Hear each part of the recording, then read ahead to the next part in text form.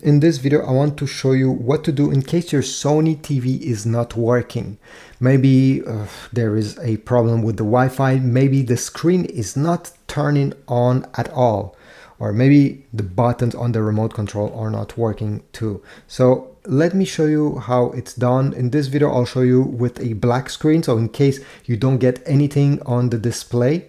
But if you have another issues with your TV, your Sony TV, just follow the same steps I will show you in just a few seconds. So let's get started.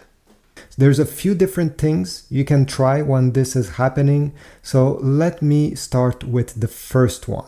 So the first trick is to simply go ahead and disconnect your Sony TV from the power source, so from a power bar or a wall outlet. Leave it like this. Now you need to find the power button of your Sony TV. Sometimes it's located under, okay, so you can go ahead, check if there's a power button. But in my case, on this model, it's a 32-inch, it's on the back. Right over here, this is where my power button is located. What you need to do is to keep press this power button during 30 seconds. Do not release it. Even if the TV is disconnected from the wall outlet, by pressing this power button, we're gonna drain all the remaining energy from the TV. After 30 seconds, you can release the button. Wait around 5 minutes. After 5 minutes, it's time to reconnect the TV. I suggest you do not use one of these. Sometimes this is the cause of your problem. Over time, they're not very reliable and they don't distribute energy the way they need, at least the cheaper models.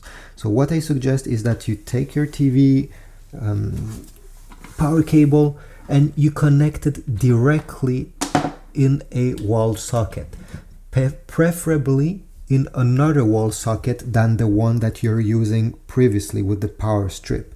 Again, this is just so we rule out that the power outlet is not the cause of the black screen.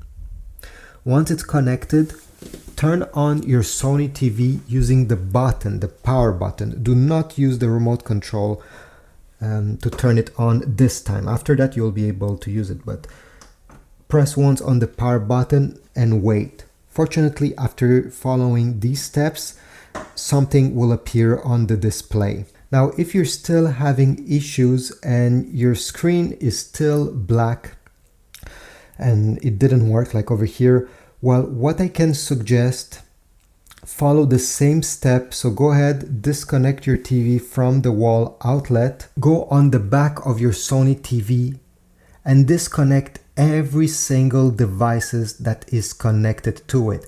The only thing remaining should be the power cable, okay?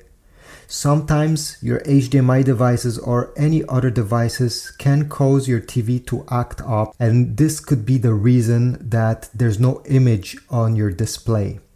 So go ahead, disconnect everything. After you did this, connect your TV again in your wall outlet. Turn it on using the button the same way you did previously. And after the TV turns on and you see something on the display, okay, this is great news.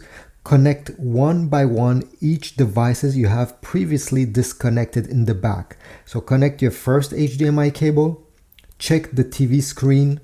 If it doesn't turn black, go ahead, connect the second one. And just like this, you're gonna find what device was causing the problem.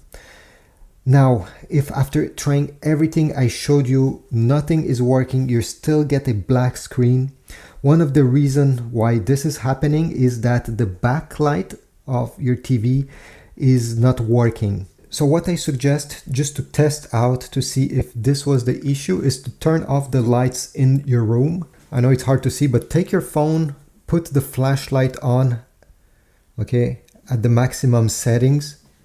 And with the TV turned on, bring the flashlight close to the screen And if you see any image appearing, well, it means that the backlight is not working. The TV is working, everything else is fine. The image is on the screen, it's just there's no light to light up the image. So yeah, that's one of the tricks that you can use to see if this is the issue. And unfortunately, if you have a backlight problem, you'll need to open the TV and change that backlight.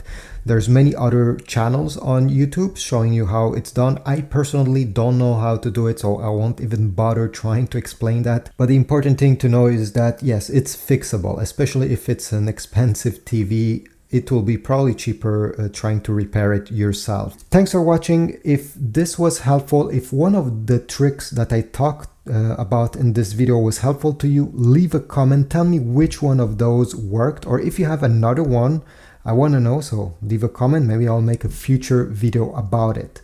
Subscribe, like, and I'll see you in the next video.